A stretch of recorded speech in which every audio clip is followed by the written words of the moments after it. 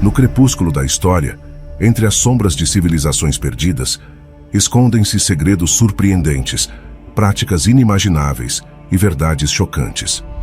Mergulharemos em um mundo onde o cotidiano revela mais do que esperamos, onde a água não é apenas fonte de vida, mas de revelações. Prepare-se para descobrir o inesperado. Olá, viajantes da história. Embarque conosco nesta jornada pelas águas misteriosas e rituais fascinantes do Império Maia. Estão prontos para descobrir como era a higiene por lá?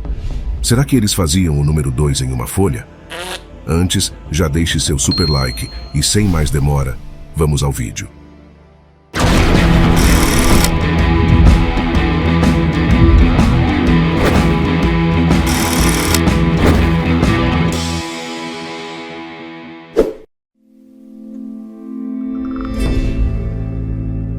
O alvorecer dos Maias, um legado nas águas do tempo.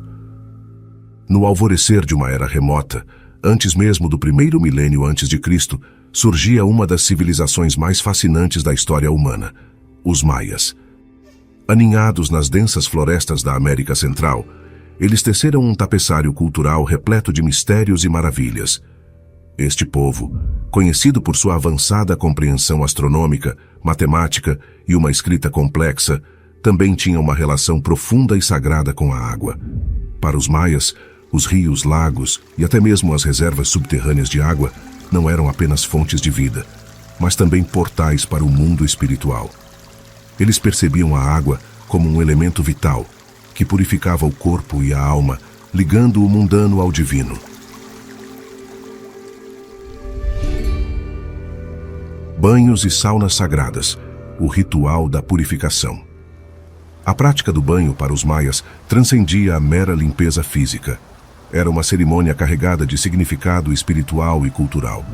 Eles construíram estruturas especiais conhecidas como temazcales, que funcionavam como saunas ou banhos a vapor.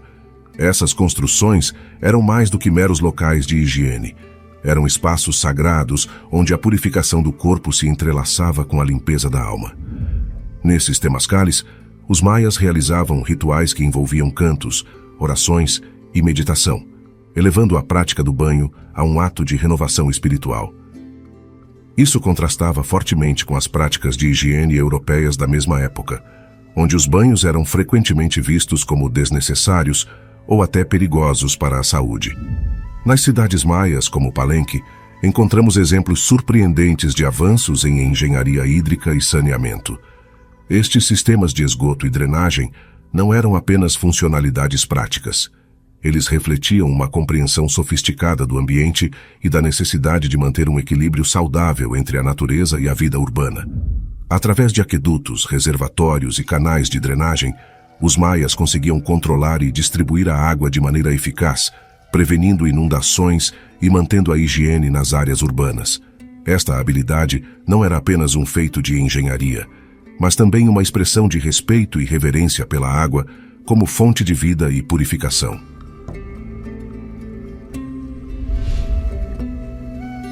Entre pedras e sorrisos, a arte da higiene dental maia. A preocupação com a higiene e a saúde bucal era uma característica notável da civilização maia. Eles não se limitavam apenas à limpeza dos dentes, mas elevavam o cuidado dental a uma forma de arte.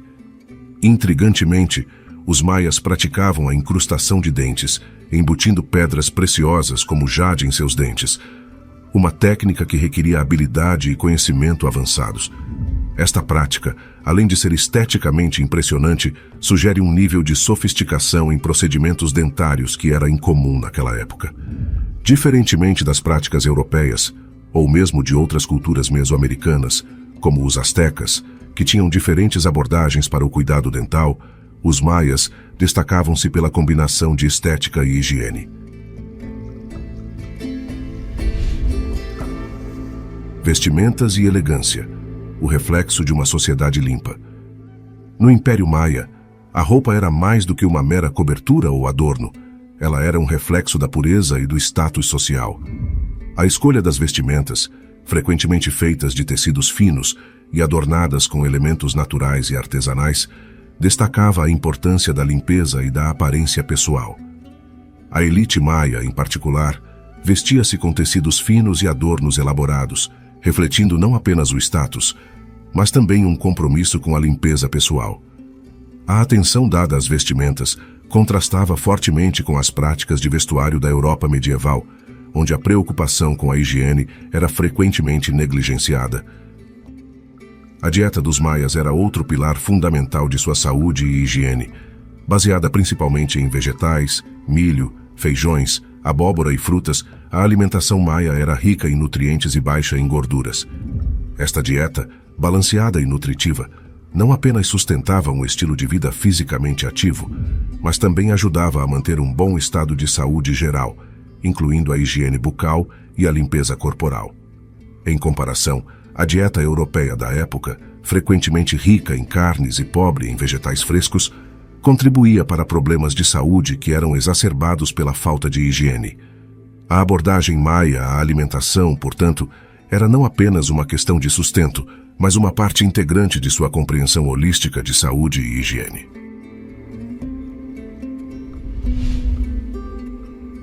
Paralelos de pureza.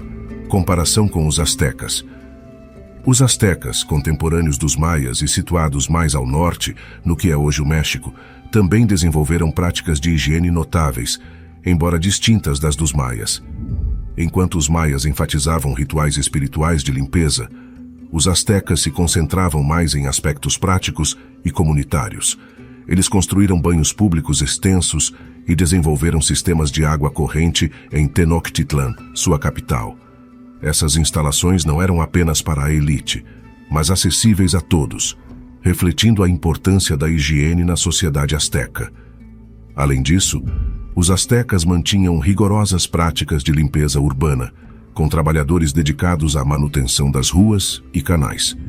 Esta abordagem mais pragmática contrasta com a orientação mais espiritual e individualista da higiene maia. Durante o mesmo período, a Europa estava imersa na Idade Média, um tempo marcado por uma compreensão muito diferente de higiene e limpeza. A higiene pessoal na Europa medieval era frequentemente negligenciada devido a crenças equivocadas sobre saúde e medicina. Banhos eram raros e muitas vezes associados a um risco de doença, devido à falta de compreensão sobre a transmissão de patógenos. Além disso, as cidades europeias eram notórias por suas condições insalubres, com esgotos a céu aberto e falta de sistemas de saneamento eficientes. Este contraste evidente com as práticas de higiene dos maias e astecas destaca a diversidade de abordagens culturais à limpeza e saúde e reflete as diferentes prioridades e conhecimentos de cada civilização. Legado e lições. Reflexões sobre a higiene maia. O estudo da higiene maia oferece lições valiosas para o mundo contemporâneo.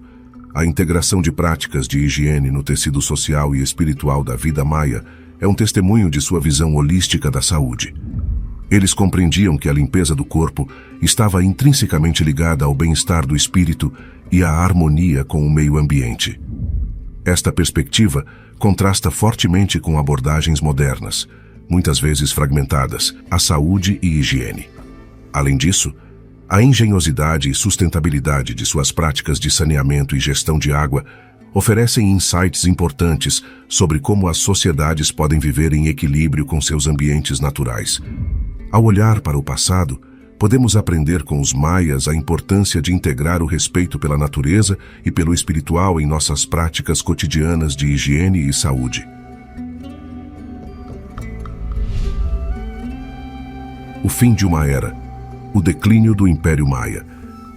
À medida que nossa jornada pelas águas da história maia se aproxima do fim, mergulhamos no misterioso capítulo do seu declínio. A queda do Império Maia, que floresceu na América Central, permanece um dos enigmas mais fascinantes da arqueologia. Apesar de seu avanço em higiene, arquitetura, astronomia e matemática, este império enfrentou um declínio gradual e enigmático. Séculos de prosperidade e inovação começaram a desvanecer por volta do século VIII d.C. Cidades outrora vibrantes, como Tikal e Palenque, foram abandonadas, engolidas pela selva. Mas o que causou essa súbita mudança de fortuna? As teorias são variadas e intrigantes. Alguns estudiosos apontam para mudanças climáticas severas, como longos períodos de seca, que teriam devastado a agricultura maia e desestabilizado a sociedade. Outros sugerem que conflitos internos, superpopulação e esgotamento de recursos naturais podem ter contribuído para sua queda. Curiosamente, apesar de sua dedicação à limpeza e à saúde, doenças e epidemias podem ter desempenhado um papel nesse declínio.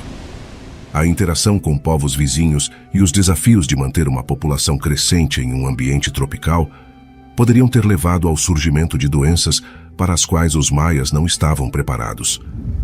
Este é um lembrete sombrio de que, independentemente do avanço de uma civilização, ela não está imune às forças implacáveis da natureza e às consequências de suas próprias ações. O fim do Império Maia não foi um evento único, mas um processo lento e complexo, um espelho para as civilizações modernas sobre a importância da sustentabilidade e do equilíbrio com o meio ambiente. E assim encerramos nossa jornada pelas águas e rituais do Império Maia. Uma lição de que a limpeza é mais do que uma ação. É uma expressão de respeito pela vida e pelo sagrado. O que você achou deste vídeo? Sua perspectiva é valiosa para nós. Deixe seu comentário e participe da conversa. Não esqueçam de deixar o seu like no canal, essa ação ajuda muito. E se esse vídeo foi relevante para você, compartilhe. Até a próxima e nos vemos no próximo vídeo. Calma que ainda não acabou, selecionamos um vídeo surpresa para você. E espero que você goste. Prepare-se porque ele já vai começar. As práticas em torno da limpeza, assim como o uso da água e das roupas, percorreram uma longa estrada antes de serem adotadas. Os antigos costumes de higiene, ou a falta deles, foram substituídos ao longo do tempo por hábitos mais parecidos com os que temos hoje. Olá, viajantes da história! Embarcaremos em direção ao século XIX e saber como era a higiene no Brasil. Tá curioso para saber? Então já deixa o seu super like e sem mais demora, vamos ao vídeo!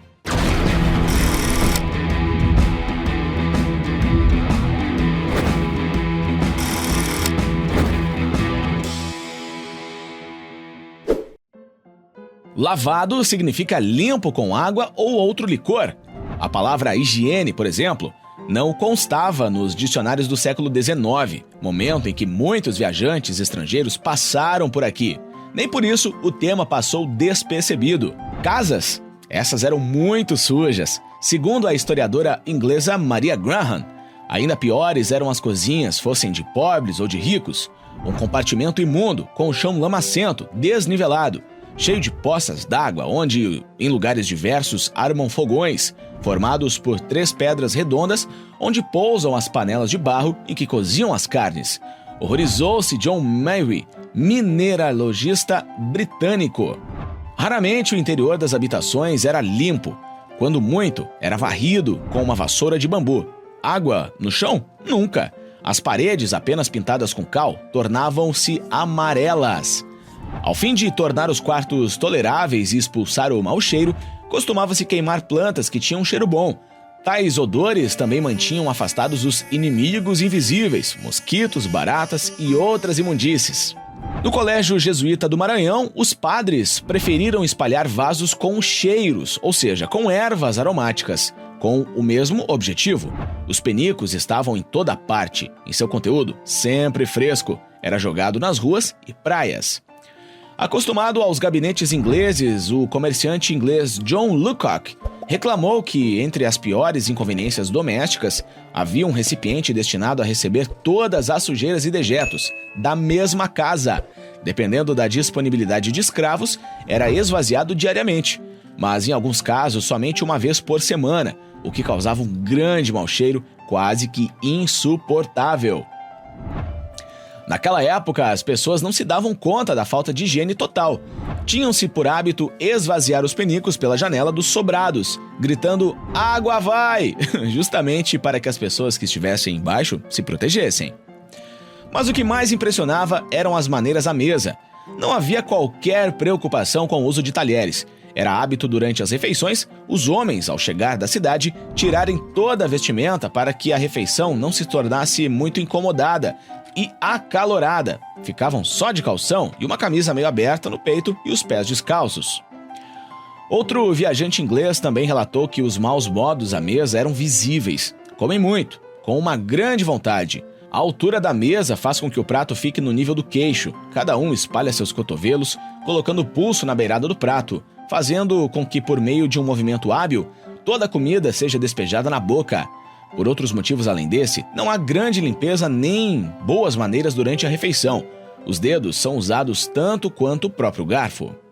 Nota-se que não havia preocupação nenhuma quanto à presença de visitantes à mesa. Os maus hábitos durante as refeições eram comuns em qualquer situação, tanto entre ricos como entre pobres. Apesar de ter dito que o brasileiro aprendeu a tomar banho com os indígenas, naquela época os banhos e a limpeza corporal não eram apreciados pela população geral. Os pés eram geralmente a parte mais limpa do corpo, simplesmente porque havia bicho de pé, e isso incomodava muito. Era uma verdadeira praga. As pessoas limpavam os pés, as mãos, o rosto, os braços e o resto permanecia sujo. De acordo com relatos dos médicos do século XIX, doenças de pele eram comuns, como sarnas e perebas de todos os tipos. Nas próprias correspondências dos governadores gerais aos seus familiares em Portugal, eles diziam que se conservavam bem livre de perebas, sarnas e bichos de pé. Apesar do acesso à água ser difícil, pois ela vinha nas costas de burros ou carregada por escravos, é estranho que não havia aquele entusiasmo por um bom banho, já que Dom João VI só tomava banho de mar obrigado para curar uma pereba que ele tinha na perna. Outra praga comum era o piolho. Porém, o que mais chamava a atenção era que catar piolhos era um passatempo. Há várias gravuras e narrativas de viajantes em que mostram os homens com a cabeça no joelho das mulheres catando seus piolhos. Os estrangeiros ficavam horrorizados com essa prática, pois reuniam alegremente as pessoas sempre embaixo de uma sombra, depois do almoço, com as senhoras catando vagarosamente o cabelo de seus maridos e ouvindo os estalos dos piolhos mortos, como se fosse uma espécie de passatempo agradável. Mas o que mais impressionava era o ato de urinar e defecar em público. Já se tinha na Europa a ideia de um toalete ou WC, e que mais tarde os barões do café viriam a exportar as primeiras privadas para o Brasil. Na verdade, não se tinha a menor cerimônia e era muito comum as mulheres, por exemplo, segundo relato de viajante inglês, urinarem descaradamente nas ruas, levantando as saias e fazendo xixi sem se importar em cobrir suas vergonhas. O exemplo desses maus hábitos também vinha de cima. Segue a narrativa de um cadete de cavalaria inglês, contratado como mercenário para trabalhar no quartel da Praia Vermelha, no Rio de Janeiro, pelo imperador Dom Pedro I. Ao nascer do dia, chegaram a cavalo Dom Pedro e sua esposa, acompanhados de camaristas e generais. Não há, talvez, no mundo, alguém tão entendido como o imperador no manejo prático do exercício da espingarda. Mas, de resto, seus modos são grosseiros. Falta de sentimento de conveniências, pois o viu uma vez subir ao muro da fortaleza de cócoras para satisfazer uma necessidade natural. E nesta atitude, altamente indecorosa, assistiu o desfile de batalhão em continência. Tal espetáculo deixou atônitos os soldados alemães, mas o imperador conservou inalterável a sua calma. Se hoje nos orgulhamos de banhos acima da média mundial, os hábitos de higiene dos brasileiros já foram extremamente precários. Ainda bem que isso ficou no passado. E vocês, quantos banhos tomam por dia? Escreve aqui nos comentários. E não sai do vídeo sem deixar o seu super like, ajuda muito o canal. Um forte abraço e até o próximo vídeo.